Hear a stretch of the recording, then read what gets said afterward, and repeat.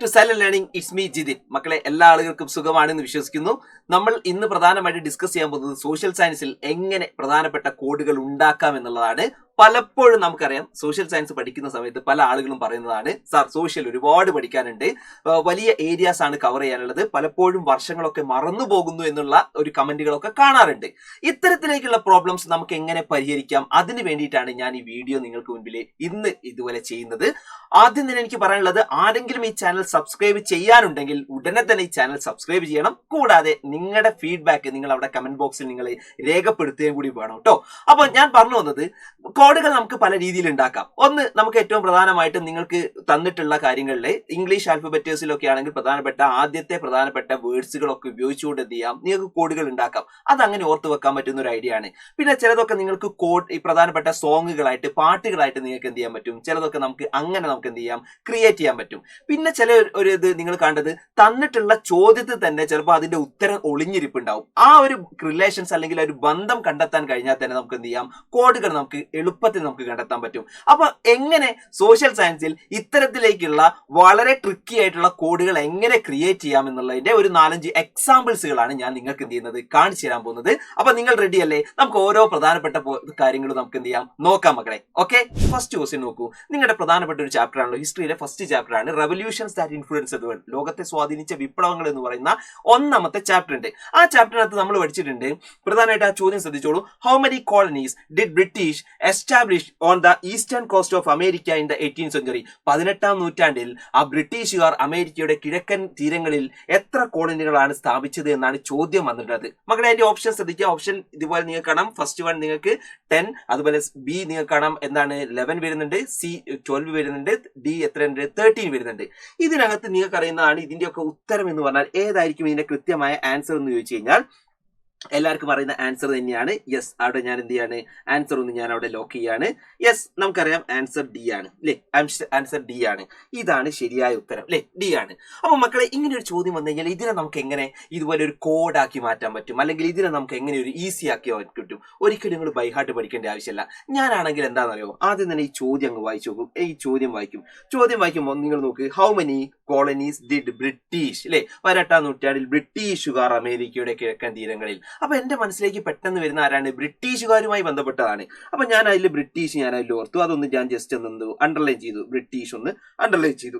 മക്കളെ, ജസ്റ്റ് ഞാനതൊന്ന് എഴുതി നോക്കുകയാണേ. അപ്പൊ നിങ്ങൾ നോക്കിട്ടോ, എത്ര കോളനിയാണ് അവരുണ്ടാക്കിയത്? 13 കോളനി അല്ലെ, 13 കോളനീസ് ആണ് അവരുണ്ടാക്കിയത്. 13 കോളനിയാണ് ഉണ്ടാക്കിയത്. ആരാണ് ഉണ്ടാക്കിയതെന്ന് ആലോചിച്ച് നോക്കേ. ആരാ ഉണ്ടാക്കിയത്? ബ്രിട്ടീഷ് ആണ് ഉണ്ടാക്കിയത്. ബ്രിട്ടീഷ് അല്ലെ, ബ്രിട്ടീഷ് ആണ്. ബ്രിട്ടീഷുകാരല്ല ഉണ്ടാക്കിയത്. നിങ്ങൾ കണ്ടോ? ഇത് ഇങ്ങനെ എഴുതിയാൽ തന്നെ നിങ്ങൾക്ക് അതിലൊരു സാമ്യത കാണാൻ പറ്റും. എന്താണെന്നറിയോ? എന്താ നോക്ക്, ഈ 13 എന്നുള്ളത് നിങ്ങൾ ആലോചിച്ച് നോക്കുക. നമ്മൾ ബ്രിട്ടീഷ് എന്ന് എഴുതുന്ന സമയത്ത് 1 3 അല്ലെ, 1 3. ബി എന്ന് എഴുതുന്ന സമയത്ത് 1 3 അല്ലെ. നമ്മൾ ബി എന്ന് എഴുതുക എങ്ങനെയാ, 1, അതുപോലെ എന്താണ് 3. അപ്പൊ നിങ്ങൾ ആലോചിച്ച് നോക്ക്, ആ ബ്രിട്ടീഷ് എന്ന് പറയുന്ന ആ ബി എന്ന് പറയുന്ന ലെറ്ററിനകത്ത് 13 എന്ന് പറയുന്ന ഒരു സംഖ്യ എന്ത് ചെയ്യുന്നുണ്ട്, ഒളിഞ്ഞിരിപ്പുണ്ട്. അങ്ങനെ ആ നമ്പർ നിങ്ങൾക്ക് എന്ത് ചെയ്യാൻ പറ്റും, ഈസി ആക്കാൻ പറ്റും. അപ്പൊ ഒരു സംശയമാണ്, സാറേ അങ്ങനെയാണെങ്കിൽ മലയാളം മീഡിയത്തിലുള്ള ആൾക്കാർ എന്താണ് ചെയ്യുക? അവർക്കൊരു സംശയം വരുന്നുണ്ട്. മലയാളം മീഡിയത്തിലുള്ള ആൾക്കാരാണ്, നിങ്ങൾ ആലോചിച്ച് നോക്കുക. ഇനി ബ്രിട്ടീഷുകാർ എവിടെയാണ് ഉണ്ടാക്കിയെന്നുള്ള ചോദ്യം ഉണ്ട്. എവിടെയാണ് ഉണ്ടാക്കിയത്? അമേരിക്കയിലാണ്. അമേരിക്കൻ വിപ്ലവമാണല്ലോ നമ്മൾ പഠിക്കുന്നത്. അപ്പൊ നമ്മൾ അമേരിക്ക എന്നുള്ളതിൽ ആ എഴുതി വെക്കുക, അമേരിക്ക എഴുതി വെക്കുക, അതിൽ ആ എഴുതി വെക്കുക. ആ എഴുതുകയാണെങ്കിൽ നിങ്ങൾ നോക്കിയാൽ മതി. ആ നമ്മൾ എഴുതാൻ പോവാണ്. ഇതേപോലെ നമ്മൾ ഇടുന്നു. ഭയങ്കര ബുദ്ധിമുട്ടാണ് ഇത് ഇങ്ങനെ അങ്ങോട്ട് ഇട്ടിട്ടില്ലേ. ഇത് ഇങ്ങനെ അങ്ങോട്ട് റെഡിയാക്കാനാണ് നമുക്ക് ഭയങ്കര ബുദ്ധിമുട്ടില്ലേ. അപ്പോ നമ്മൾ എഴുതി കഴിഞ്ഞു മക്കളെ. ഇതിലുണ്ട് 13. ആരെങ്കിലും കണ്ടോന്നറിയില്ല, നിങ്ങൾ നോക്കിക്കോടുക. എഴുതുകയാണേ, അതിൽ വര വരയ്ക്കുന്നു. പിന്നെ ഇങ്ങനെ വന്നിട്ട് ഭയങ്കര ബുദ്ധിമുട്ടാണ് ഇതിൽ നിങ്ങൾക്കറിയാം 13-നകത്ത് എന്ത് ചെയ്യുന്നുണ്ട്, ഒളിഞ്ഞിരിപ്പുണ്ട്. കൃത്യമായി ഒളിഞ്ഞിരിപ്പുണ്ട്. 1ഉം 3ഉം അവിടെ എന്ത് ചെയ്യുന്നുണ്ട്, കൃത്യമായിട്ടുണ്ട്. അപ്പൊ ഞാൻ പറഞ്ഞു വന്നത്, ബ്രിട്ടീഷ് എന്ന് ഓർത്തു കഴിഞ്ഞാലോ അമേരിക്ക എന്ന് ഓർത്തു കഴിഞ്ഞാലോ രണ്ടിനകത്തും എന്തുണ്ട്, നമ്മുടെ 1ഉം 3ഉം ഉണ്ട്. അതായത് 13 അതിനകത്തുണ്ട്. അത് കാണുക എന്നുള്ളതാണ് ശരിക്കും നിങ്ങളെ ആദ്യം തന്നെ, അവിടെയാണ് നിങ്ങളെ കഴിവ് എന്ന് പറയുന്നത്. അങ്ങനെ ഒരു ബന്ധം നിങ്ങൾ കണ്ടെത്തണം. ആ ബന്ധം കണ്ടെത്തുന്നതിനാണ് നിങ്ങൾക്ക് എന്ത് ചെയ്യുന്നത്, നിങ്ങൾ ഓരോ ആൾക്കാരുടെയും ബുദ്ധി അവിടെയാണ് ഒളിഞ്ഞിരിക്കുന്നത്. അപ്പൊ ഇങ്ങനെ ഈസി ആയിട്ട് എന്ത് ചെയ്യാം, ഇത് ഓർത്തു വെക്കാം. ഇനി അടുത്തത് നിങ്ങൾ ശ്രദ്ധിച്ചോളൂ, വേറൊരു സിമ്പിൾ ആയിട്ടുള്ള ചോദ്യം. ഇത് വേറൊരു മെത്തേഡാണ്. ഇനി നിങ്ങൾ നോക്ക്, man is born in free but everywhere he's in chain. പ്രധാനമായിട്ടും ആ ചാപ്റ്ററിനകത്തെ ഫ്രഞ്ച് റവല്യൂഷൻ അല്ലെങ്കിൽ ഫ്രഞ്ച് വിപ്ലവം വരുന്നുണ്ട്. അതിനകത്തെ പ്രധാനപ്പെട്ട ഒരു ഫ്രഞ്ച് ചരിത്രകാരൻ പറഞ്ഞിട്ടുള്ളതാണ് അതിലുള്ളത് അല്ലെ. അതിനകത്ത് നിങ്ങൾ നോക്കിയാൽ മതി. ഓപ്ഷൻ വോൾട്ടയർ ഉണ്ട്, option A Voltaire, Rousseau, Montesquieu, അതുപോലെ തോമസ് പെയിൻ ഉണ്ട് അല്ലെ. ഇതിനകത്ത് ആരാണ് ഇത് പറഞ്ഞത്? സ്വതന്ത്രനായി ജനിക്കുന്ന മനുഷ്യൻ എല്ലായിടങ്ങളിലും ചങ്ങലകളിലാണ് എന്ന് ആരാണ് പറഞ്ഞത്? ഫ്രഞ്ച് റവല്യൂഷനുമായി ബന്ധപ്പെട്ടാന്ന് ഞാൻ മുൻപേ പറഞ്ഞു. മക്കളെ, ഇങ്ങനെ ഒരു ചോദ്യം വന്നു കഴിഞ്ഞാൽ ഞാൻ അതിന്റെ ഉത്തരം, യെസ്, നിങ്ങൾക്ക് എന്റെ മനസ്സിൽ എല്ലാ ആൾക്കാരുടെയും മനസ്സിലേക്ക് അതിന്റെ ഉത്തരം വരും. ഞാൻ അതിന്റെ ഉത്തരം പറയാണ്. ആരാണ് ഇത് പറഞ്ഞത്? ആരാണ്? റൂസോ ആണ് പറഞ്ഞത്. ഈ ആൻസർ ഏതാണ്? ബി ആണ്, റൂസോ ആണ്. എല്ലാവർക്കും അറിയാം. അപ്പൊ ഞാൻ എങ്ങനെയാണെന്നറിയോ ഇതിനെ ഓർത്ത് വെച്ചത്? ഇങ്ങനെ ഒരു സാധനം വന്നു കഴിഞ്ഞാൽ ഞാൻ ആദ്യം തന്നെ ഓർക്കും, man is born in free but everywhere he's in chain. അപ്പൊ എന്റെ മനസ്സിലേക്ക് പെട്ടെന്ന് സ്ട്രൈക്ക് ചെയ്യുന്ന ഒരു വേർഡ് എന്ന് പറഞ്ഞാൽ അതിൽ ചെയിൻ ആണ്. ചെയിൻ ആണ് എന്റെ മനസ്സിലേക്ക് പെട്ടെന്ന് വരിക. അല്ലെങ്കിൽ മലയാളത്തിലുള്ള ആണെങ്കിൽ ചങ്ങല എന്റെ മനസ്സിലേക്ക് പെട്ടെന്ന് വരും. ചങ്ങല എന്റെ മനസ്സിലേക്ക് വരും. അപ്പൊ ഞാൻ എന്ത് വെച്ചാല് ജസ്റ്റ് ഞാൻ എന്റെ മനസ്സിലേക്കുള്ള ചങ്ങലയാണ്. ഞാൻ ആ ചങ്ങല ഒന്ന് ജസ്റ്റ് എന്ത് ചെയ്യാണ്, ഒന്ന് വരച്ചു നോക്കുകയാണ്. ഞാനൊരു ചങ്ങല വരച്ചു നോക്കുകയാണെങ്കിൽ ഞാൻ ഇങ്ങനെ എന്റെ മനസ്സിൽ വന്നിട്ട് ഉള്ള ഒരു ചങ്ങല ഉണ്ടല്ലോ, ആ ചങ്ങല എങ്ങനെയാണ് ഇങ്ങനെ വരച്ചു നോക്കുകയാണ്. ഒരു ചങ്ങല അല്ലെങ്കിൽ നിങ്ങൾ ഒരു ചെയിൻ വരച്ചാലും മതി. നിങ്ങൾ ചെയിൻ ആണെങ്കിൽ ചെയിൻ, നിങ്ങളെ മനസ്സിലേക്കുള്ള ഒരു ചെയിൻ അല്ലെങ്കിൽ ഒരു ചങ്ങല നിങ്ങളൊന്ന് ജസ്റ്റ് ഒന്ന് വരച്ചു നോക്കി. നിങ്ങൾ വരച്ചു നോക്കി. എല്ലാ ആൾക്കാരും ഇങ്ങനെ വരുമ്പോൾ നിങ്ങൾ എന്ത് ചെയ്യുക, അതൊന്ന് വരച്ചു നോക്കുക. മകളെ, നിങ്ങൾക്ക് തന്നെ കാണാൻ വേണ്ടി പറ്റുന്നുണ്ട് നമ്മൾ വരച്ചിട്ടുള്ള ഈ ചങ്ങല എന്ന് പറഞ്ഞു കഴിഞ്ഞാൽ, ചങ്ങല ഒരു സാധാരണ ഒരു വടിയൊക്കെ പിടിച്ചതുപോലെ, ഇപ്പൊ നമ്മളിപ്പോ ഒരു വടിയൊക്കെ ആണെങ്കിൽ ഇതാ ഇതുപോലെ ഒരു സ്ട്രെയിറ്റ് വടി പോലെയാണോ ഈ ചങ്ങല ഉള്ളത്? ഒരിക്കലല്ല. ചങ്ങല നിങ്ങൾ നോക്കിയാൽ മതി, ഇങ്ങനെ ലൂസായിട്ടല്ലേ ഉള്ളത്? ചങ്ങല ലൂസായിട്ടല്ലേ? ആ, ചങ്ങല ലൂസാണ്. ചങ്ങല എങ്ങനെ ലൂസായിട്ടാണ്? ചങ്ങല ലൂസാണ് എന്ന് വെച്ച് കഴിഞ്ഞാൽ നിങ്ങൾ ആലോചിച്ച് നോക്കണം, ഈ കോട്ട് പറഞ്ഞത് ആരാണ്? ഈ പറയുന്ന റൂസോ ആണ്. റൂസോ. ആ, ചങ്ങല എങ്ങനെയാണ് എന്ന് ചോദിച്ചു കഴിഞ്ഞാൽ ലൂസാണ്. ചങ്ങല ലൂസാണ്. അപ്പൊ റൂസോ എന്ന് എന്ത് ചെയ്യും? നിങ്ങൾക്ക് അവിടെ കിട്ടും, റൂസോ. അപ്പൊ ചങ്ങല എന്ന് പറഞ്ഞു കഴിഞ്ഞാൽ നിങ്ങളുടെ മനസ്സിലേക്ക് വന്നാൽ മതി, അതെന്താണ്? ലൂസായിട്ടാണ്. ചങ്ങല ലൂസാണ്. റൂസോ. അവിടെ നിങ്ങൾക്ക് അങ്ങനെ എന്ത് ചെയ്യാം, ഓർത്ത് വെക്കാൻ പറ്റും. അപ്പൊ ഇത് ഉപയോഗിച്ചിട്ടുള്ളത് നമ്മൾ നോക്ക്, ആ ഒരു ചങ്ങല എന്ന് പറയുന്ന ഒരു പിക്ചർ നിങ്ങളുടെ മൈൻഡിലേക്ക് വരുമ്പോൾ ചങ്ങല ലൂസാണ് എന്ന് പറയുന്ന രീതിയിലേക്ക് വരുമ്പോൾ എന്തായി, നിങ്ങളുടെ മനസ്സിലേക്ക് അത് കിട്ടി. ആ ലൂസാണ്, റൂസോ. അങ്ങനെ എന്ത് ചെയ്യാം, അത് ഓർത്ത് വെക്കാൻ പറ്റും. ഇതിനൊന്നും നിങ്ങൾ എന്ത് ചെയ്യേണ്ട, ബൈഹാർട്ട് ചെയ്യേണ്ട ഒരു ആവശ്യമില്ല. ഇനി അങ്ങനെയെങ്കിൽ നിങ്ങൾ നോക്കിക്കോളൂ. അടുത്തത് ഫ്രഞ്ച് റവല്യൂഷനിലെ തന്നെ പ്രധാനപ്പെട്ട ചിന്തകന്മാരുടെ പേരുകളാണ്. ഫസ്റ്റ് വൺ നിങ്ങൾക്കറിയാം, മോണ്ടസ്ക്യൂ, വോൾട്ടയർ, റൂസോ. അപ്പം ഏറ്റവും പ്രധാനമായിട്ടും ഫ്രഞ്ച് ചിന്തകന്മാര്, അതുപോലെ തന്നെ മോണ്ടസ്ക്യൂ ഉണ്ട്, വോൾട്ടയർ ഉണ്ട്, റൂസോ ഉണ്ട്. പ്രധാനപ്പെട്ട 4 അല്ലെ, 4 വേർഡ്സ്. ഇത് നമുക്കൊരു കോഡാക്കി ക്രിയേറ്റ് ചെയ്യാം. എങ്ങനെയാക്കാം? അതായത് ഈ ഫ്രഞ്ച് ഇതിൽ നമ്മൾ ഉണ്ടാക്കുന്ന സമയത്ത് ശ്രദ്ധിക്കേണ്ടത്, ഫ്രഞ്ച് ഇതിൽ നമ്മൾ എന്ത് ചെയ്യണം, ഉൾക്കൊള്ളിക്കണം. മോണ്ടസ്ക്യൂവിന്റെ പേര് വേണം, വോൾട്ടയർ വേണം, റൂസോ വേണം. ഈ 4 ഉൾപ്പെടുത്തിയിട്ട് നമുക്ക് എന്ത് ചെയ്യണം, ഒരു കോഡ് ഉണ്ടാക്കണം. മറന്നു പോകാൻ പാടില്ല. ചിലപ്പോൾ എക്സാമിനൊക്കെ ചോദിക്കും ഈ പറയുന്ന ഫ്രഞ്ച് ചിന്തകന്മാരെ കുറിച്ച് അല്ലെങ്കിൽ ഫ്രഞ്ച് തിങ്കേഴ്സിനെ കുറിച്ചൊക്കെ ചോദിക്കും. അപ്പൊ നമുക്ക് ബൈഹാർട്ട് ചെയ്യുന്നതിന് പകരം നമുക്ക് എങ്ങനെ എന്ത് ചെയ്യാം, ഈസി ആയിട്ട് ഇത് കോഡ് ആക്കിയിട്ട് എന്ത് ചെയ്യാം, ഓർത്ത് വെക്കാം. ഇപ്പൊ ഞാനാണെങ്കിൽ പെട്ടെന്ന് തന്നെ എന്റെ മനസ്സിലേക്ക് വരും, ഞാൻ എന്താ വെച്ചാൽ ഞാനൊരു കോഡ് ഞാൻ എന്ത് ചെയ്യും, ഒന്ന് ക്രിയേറ്റ് ചെയ്യും. അപ്പൊ എന്റെ കോഡ് എന്ന് വെച്ചാൽ ഇപ്പൊ ഫ്രഞ്ച് ഒക്കെ അല്ലേ, അപ്പൊ ഫ്രഞ്ച് എന്ന് പറയുമ്പോൾ ഞാൻ പെട്ടെന്ന് എന്റെ മനസ്സിലേക്ക് വരികയാണ്, എന്റെ മനസ്സിലേക്ക് ഒരു കോഡ് വരികയാണ്. ആ കോഡാണ് ഞാൻ ജസ്റ്റ് എഴുതുന്നത്. ആ കോഡ് ഇതാണ്. യെസ്, എല്ലാവരും ശ്രദ്ധിച്ചോളൂ.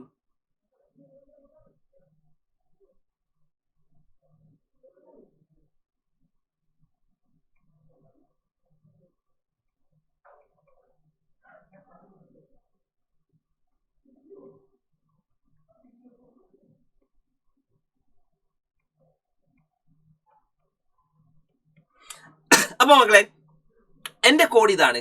ഫ്രണ്ടിന്റെ മണ്ടയിൽ ടയർ കൊണ്ട് അടിക്കാൻ നല്ല രസമാണ്. നമുക്കൊക്കെ അറിയാലോ, നമ്മൾക്ക് ഒരു ഫ്രണ്ട് ഉണ്ടെങ്കിൽ ആ ഫ്രണ്ടിന്റെ മണ്ടയിൽ ടയർ കൊണ്ട് എന്ന് അടിക്കാൻ നല്ല രസമായിട്ട് നമുക്ക് തോന്നും. ഇങ്ങനെ ഇതൊരു കോടുമ്പോൾ പറയാൻ തന്നെ ഒരു സുഖമല്ലേ? ഫ്രണ്ടിന്റെ മണ്ടയിൽ ടയർ കൊണ്ട് അടിക്കാൻ നല്ല രസമാണ് എന്നാണ് ഉദ്ദേശിച്ചത്. നിങ്ങൾ ആലോചിച്ച് നോക്കണം, ഈ കോഡിനകത്ത് കൃത്യമായിട്ട് ആ ചിന്തകന്മാരെ കുറിച്ച് നമ്മൾ എന്ത് ചെയ്തിട്ടുണ്ട്, പറഞ്ഞിട്ടുണ്ട്. നിങ്ങൾ ഇവിടെ ശ്രദ്ധിച്ചാൽ മതി. ഇതിനകത്ത് നിങ്ങൾ നോക്ക്, ഫ്രണ്ടിന്റെ എന്ന് ഞാൻ ഉദ്ദേശിച്ചത് എന്തായിരിക്കും? ഫ്രഞ്ചാണ് ഉദ്ദേശിച്ചത്. ഫ്രഞ്ചാണ് ഞാൻ അവിടെ ഉദ്ദേശിച്ചത്. ഇനി മണ്ട എന്ന് ഉദ്ദേശിച്ചത് എന്തായിരിക്കും? മണ്ട, അത് അവിടെ ഉണ്ട്, മോണ്ടസ്ക്യൂ ആണ്. മണ്ട മീൻസ് ഉദ്ദേശിച്ചാണ് മോണ്ടസ്ക്യൂ ആണ്. ഇനി ടയർ കൊണ്ട് ടയർ വോൾട്ടയർ എല്ലാവർക്കും കാണുന്നതാണ്. ടയർ വോൾട്ടയർ അല്ലേ? അടിക്കാൻ നല്ല റസ്സാണ് എന്നാണ്. റസ്സാണ്. ഇതാ റസ്സാണ് ഇവിടെ ഉണ്ടല്ലോ. ആരാ? റൂസോ അല്ലെ? റസ്സാണ്. ആരാണ്? റൂസോ. നിങ്ങൾ ആലോചിച്ച് നോക്ക്, സിമ്പിൾ ആയിട്ട് നമുക്ക് എന്ത് ചെയ്യാൻ പറ്റും, അത് ഓർത്ത് വെക്കാൻ പറ്റും. അപ്പൊ നമുക്ക് ഈ പറയുന്ന ഫ്രഞ്ച് ചിന്തകന്മാരെ കുറിച്ച് ഫ്രണ്ടിന്റെ മണ്ടയിൽ ടയർ കൊണ്ടടിക്കാൻ നല്ല രസമാണ് എന്ന് പറയുന്ന ഒരു സിമ്പിൾ കോഡിലൂടെ നമുക്ക് എന്ത് ചെയ്യാൻ പറ്റും, ഇത് ഈസി ആയിട്ട് നമുക്ക് ഓർത്ത് വെക്കാൻ പറ്റും. അപ്പോൾ ഇത്തരത്തിൽ നിങ്ങൾ ആലോചിച്ച് നോക്കുക, വളരെ ഈസി ആയിട്ട് ഓരോന്നും നമുക്ക് എന്ത് ചെയ്യാൻ പറ്റും, കണക്ഷൻസ് ഓർത്ത് വെക്കാൻ പറ്റും. ഇതിപ്പോ ഞാൻ ഉണ്ടാക്കിയ ഒരു സാധനമാണ്, ഇത് ആയിരിക്കില്ല ചിലപ്പോൾ നിങ്ങൾക്ക് ഇതിനേക്കാൾ ഈസി ആയിട്ടുള്ള നിങ്ങൾക്ക് ഉണ്ടാക്കാൻ പറ്റും, അടിപൊളിയായിട്ടുള്ള നിങ്ങൾക്ക് ഉണ്ടാക്കാൻ പറ്റും. അത് ഓരോ ആൾക്കാർക്ക് അനുസരിച്ച് നിങ്ങൾക്ക് എന്ത് ചെയ്യാൻ പറ്റും, മാറ്റാൻ പറ്റും. ഓക്കെ, ഇത് തന്നെ നിങ്ങൾക്ക് വേണമെങ്കിൽ ഓരോന്നിന്റെ ലെറ്റേഴ്സ് ഉപയോഗിച്ച് നിങ്ങൾക്ക് എന്ത് ചെയ്യാം, ഉണ്ടാക്കാൻ പറ്റും കേട്ടോ. അങ്ങനെയൊക്കെ നിങ്ങൾക്ക് കോഡുകൾ ഉണ്ടാക്കാം. ഇനി അടുത്ത നിങ്ങൾ നോക്കുക, അടുത്ത നമുക്ക് ഏറ്റവും പ്രധാനമായിട്ട് ജോഗ്രഫിയിൽ നിന്ന് വരുന്ന ഒരു ഭാഗമാണ് ജോഗ്രഫിയിൽ സാധാരണ നിങ്ങൾ കണ്ട ഒരു പ്രധാനപ്പെട്ട ഒരു ഭാഗം GSTയുമായിട്ട് ബന്ധപ്പെട്ട ഒരു ഭാഗമുണ്ട്. അത് public expenditure and public revenue എന്ന് പറയുന്ന ചാപ്റ്റർ ഉണ്ട്. പൊതുവരുമാനവും പൊതുചെലവും പൊതുവരുമാനവും എന്ന് പറഞ്ഞ ഒരു ചാപ്റ്റർ ഉണ്ട് ജോഗ്രഫിയിൽ. ആ ചാപ്റ്ററിനകത്ത് ഏറ്റവും ഇമ്പോർട്ടന്റ് ആയിട്ട് പഠിക്കേണ്ട ഒന്നാണ് GST. അപ്പൊ ചോദ്യം ഇതാണ്, in which year was GST first introduced in India? ഇന്ത്യയിൽ GST നടപ്പിലാക്കിയ വർഷം ഏതാണ് എന്നാണ് ചോദിച്ചിട്ടുള്ളത്. മക്കളെ, ഇങ്ങനെ ഒരു ചോദ്യം വന്നു കഴിഞ്ഞാൽ നിങ്ങൾ തന്നെ പല ആൾക്കാരും ചിലപ്പോൾ ആദ്യമായിട്ടേക്ക് ഇതിനെ കുറിച്ച് പഠിക്കുന്നത്. GST എന്ന് പറഞ്ഞാൽ അതൊരു ടാക്സ് ആണ്, നികുതിയാണ്, ഓർത്തു വെച്ചോളാം. ഇത് എന്നാണ് ഇന്ത്യയിൽ തുടങ്ങിയതെന്ന് വെച്ച് കഴിഞ്ഞാൽ അതിന്റെ കൃത്യമായ ആൻസർ എന്ന് പറഞ്ഞാൽ 1 ജൂലൈ 2070 ആണ്. അതായത് ഈ 1 ജൂലൈ 2017 2017 ജൂലൈ 1 നമ്മൾ എന്ത് ചെയ്യുന്നത്, GST നമ്മൾ ഇന്ത്യക്കകത്ത് തുടങ്ങിയിട്ടുള്ളത്. അതെല്ലാവർക്കും എന്താണ് അതിന്റെ ഉത്തരം അതാണെന്നറിയാം. ഇനി ഞാൻ പറയുന്നത് ഇതിനെ നമ്മൾ എങ്ങനെ ഇതുമായിട്ട് കണക്ട് ചെയ്യാം, അതാണ് നോക്കുന്നത്. ഈ പറയുന്ന GSTയും ഈ പറയുന്ന വർഷവും തമ്മിൽ എങ്ങനെ എന്ത് ചെയ്യാം, കണക്ട് ചെയ്യാം. അവിടെയാണ് നമ്മൾ വർഷത്തിന്റെ ഒരു ബുദ്ധിമുട്ട്. പല സാധനങ്ങളും പഠിക്കുന്ന സമയത്ത് വർഷം ഒരു പ്രശ്നമായിട്ട് വരാറുണ്ട്. ആ വർഷം എങ്ങനെ കണക്ട് ചെയ്യാം എന്നുള്ളതാണ് ഞാൻ ഇനി പറയാൻ പോകുന്നത് കേട്ടോ. എങ്ങനെ നമ്മൾ വർഷത്തിനെ ഈസി ആയിട്ട് കണക്ട് ചെയ്യാം. അപ്പൊ ഞാൻ എന്താ ചെയ്യാന്നറിയോ, ഇങ്ങനെ ഒരു സാധനം കിട്ടി കഴിഞ്ഞാൽ ഞാൻ ആദ്യം എനിക്ക് അറിയുന്ന സാധനങ്ങൾ ഞാൻ അവിടെ എഴുതി വെക്കും. ചോദ്യത്തിലുള്ളത് എന്തിനെ കുറിച്ചാണ്, GSTയെ കുറിച്ചാണ്. അപ്പൊ ഞാൻ അവിടെ എഴുതി വെച്ചു GST അല്ലെ, GST ആണ്.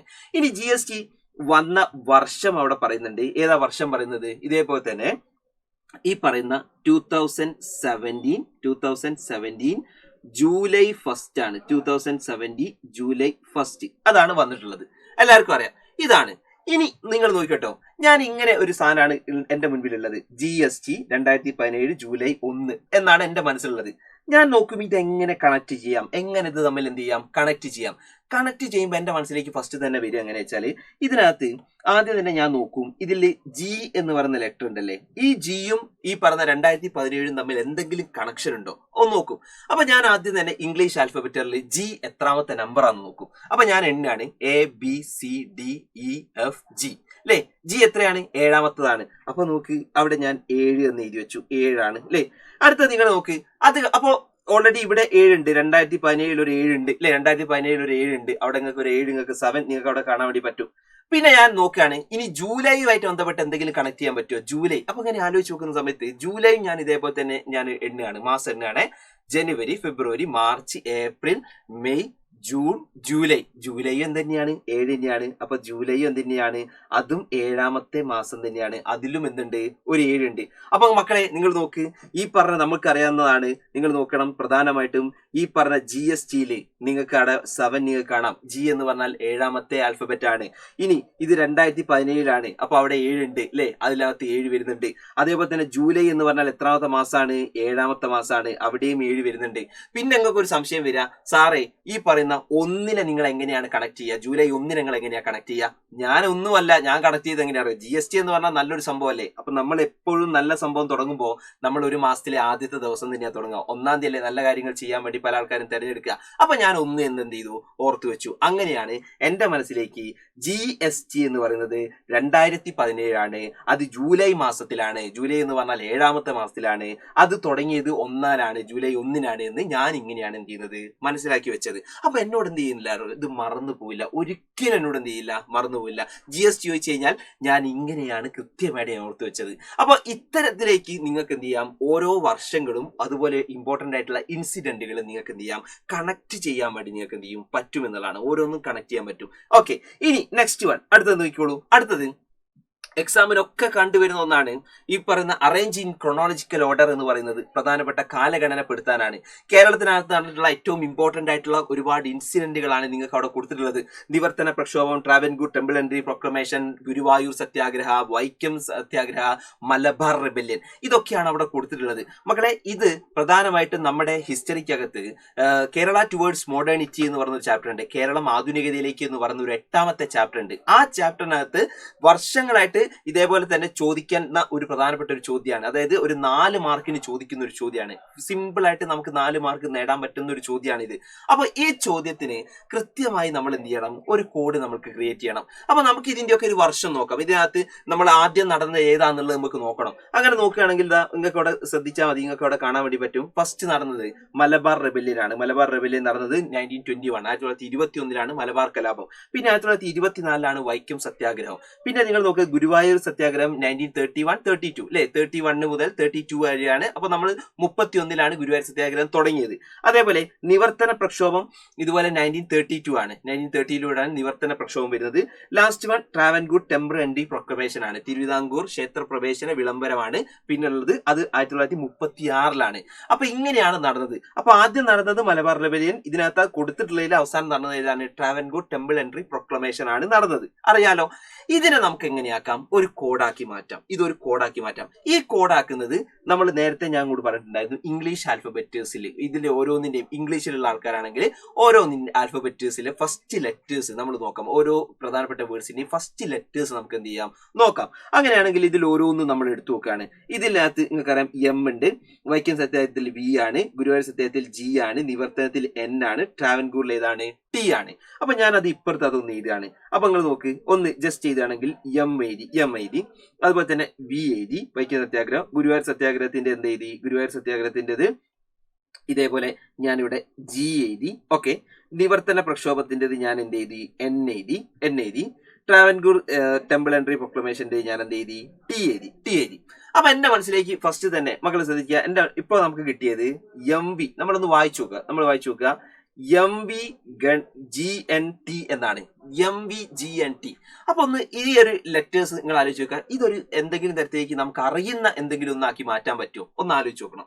അങ്ങനെ ആലോചിച്ച് നോക്കിയ സമയത്താണ് എന്റെ മനസ്സിലേക്ക് പെട്ടെന്ന് കിട്ടി, ഈ എം വി എന്നുള്ളത് ഒരാളുടെ പേരാക്കിക്കൂടെ? എങ്ങനെ? M V G N T എന്നല്ല അല്ലേ? ഈ ജി എൻ ടി നിങ്ങൾ ശ്രദ്ധിക്കുക, ഇതില് ഒരു സാധനം നമ്മൾ ചേർത്താൽ മതി. എന്താന്ന് വെച്ചാൽ നിവർത്തന പ്രക്ഷോഭം അല്ലേ? നിവർത്തന പ്രക്ഷോഭം.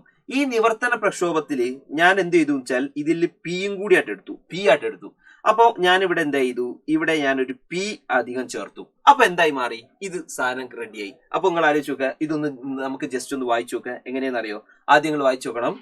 എം വി ജി ഗണപതി എന്ന് വായിക്കാം. എം വി ഗണപതി എന്ന് വായിച്ചാൽ മതി. നമ്മൾ പറയാറില്ലേ ഗണപതി എന്ന് നമ്മൾ പറയാറുണ്ട്. ചില ആൾക്കാരുടെ പേരാണല്ലോ ഗണപതി. അപ്പൊ ഞാൻ ഈ പറയുന്ന ഗണപതി എന്ന് പറയുന്ന പേരാക്കി എന്ത് ചെയ്തു? ഇതിനെ ഞാൻ മാറ്റി. എം വി ഗണപതി നമ്മൾ പലപ്പോഴും നമ്മുടെ നാട്ടിലൊക്കെ ഉള്ള ഒരു പേരാണ്. അപ്പൊ ഞാൻ അതിനെ എന്താക്കി? അങ്ങനെയാക്കി. അപ്പൊ എന്നോട് ഞാൻ ഇപ്പൊ പറയുകയാണെങ്കിൽ എന്താ പറയാ?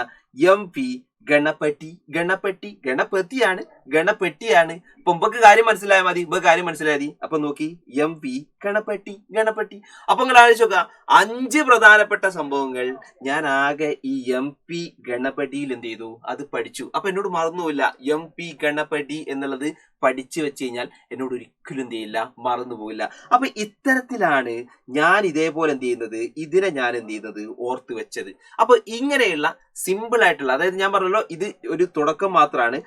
ഇത് പല ആൾക്കാർക്കും ഇതെന്നെ ഫോളോ ചെയ്യണമെന്ന് ഞാൻ ഒരിക്കലും പറയില്ല. നിങ്ങൾക്ക് ഏതാണോ ഈസി ആയിട്ടുള്ളത് അത് നിങ്ങൾ എന്ത് ചെയ്യുക, ഫോളോ ചെയ്യുക. അപ്പൊ മക്കൾ കാണേണ്ടത് ഇത്തരത്തിലേക്കുള്ള അടിപൊളിയായിട്ടുള്ള മനോഹരമായിട്ടുള്ള പ്രധാനപ്പെട്ട കോഡുകളും ഒക്കെ തന്നെ പാട്ടുകളും ഒക്കെ അടങ്ങിയിട്ടുള്ളത് നമുക്ക് ലഭ്യമാണ്. എവിടെയെന്നല്ലേ? നമ്മുടെ സൈലത്തിന്റെ അസ്ത്ര ബാച്ച്. SSLC കുട്ടികൾക്ക് വേണ്ടിയിട്ടുണ്ട്. അസ്ത്രയുണ്ട്. അസ്ത്രയ്ക്കകത്ത് നിങ്ങൾക്ക് ഇതൊക്കെ അവൈലബിൾ ആണ് മക്കളെ. ഏറ്റവും അടിപൊളിയായിട്ടുള്ള ഏറ്റവും കുറഞ്ഞ ചെലവിലാണ് അസ്ത്ര നിങ്ങൾക്ക് ഇതുപോലെ തന്നെ ഒരുക്കിയിട്ടുള്ളത്. ഒരു വർഷത്തേക്ക് വേണ്ട മുഴുവൻ ക്ലാസ്സുകളും നിങ്ങൾക്ക് കുറഞ്ഞ പൈസയിലാണ് നിങ്ങൾക്ക് അസ്ത്ര ഒരുക്കുന്നത്. മാക്സിമം ഈ നമ്പറിൽ കോൺടാക്ട് ചെയ്യുക. ഉടനെ തന്നെ എന്ത് ചെയ്യുക, നിങ്ങൾ അസ്ത്രയിൽ ജോയിൻ ചെയ്യുക. അസ്ത്രയിൽ ജോയിൻ ചെയ്ത് കഴിഞ്ഞാൽ എന്തൊക്കെയാണ് അസ്ത്ര നിങ്ങൾക്ക് തരുന്നത് എന്ന് ചോദിച്ചു കഴിഞ്ഞാൽ മക്കളെ, ഇമ്പോർട്ടന്റ് ആയിട്ടുള്ള ഫീച്ചേഴ്സ് ഒക്കെ നിങ്ങൾക്ക് കാണാം. എക്സ്പീരിയൻസ്ഡ് ഫാക്കൽറ്റീസ് ആണ്. അതുപോലെ റെക്കോർഡഡ് പ്ലസ് ലൈവ് ക്ലാസ്സുകൾ ഉണ്ട്. എല്ലാ മെറ്റീരിയൽസ് പ്രധാനപ്പെട്ട നിങ്ങൾക്ക് എല്ലാ ക്ലാസ്സിന്റെ ഒക്കെ തന്നെ പ്രധാനപ്പെട്ട നോട്ട്സും കാര്യങ്ങളും ഒക്കെ തന്നെ നിങ്ങൾക്ക് എന്താണ് അവൈലബിൾ ആണ്. അതുപോലെ തന്നെ ഭയങ്കര ഇൻഫോർമേറ്റീവ് ആയിട്ടുള്ള ഒരുപാട് വീഡിയോസും ഒക്കെ അടങ്ങിയിട്ടുള്ളതാണ് അസ്ത്ര എന്ന് പറയുന്നത്. അപ്പൊ അതുകൊണ്ട് തന്നെ മക്കളെ എല്ലാ ആൾക്കാരും അസ്ത്രയിൽ ജോയിൻ ചെയ്യുക. അപ്പൊ ശരി മക്കളെ, നമുക്ക് അസ്ത്രയിൽ എന്ത് ചെയ്യാം, കാണാം. ഇത് വലിയൊരു അവസരമാണ്, പാഴാക്കരുത്. ബൈ.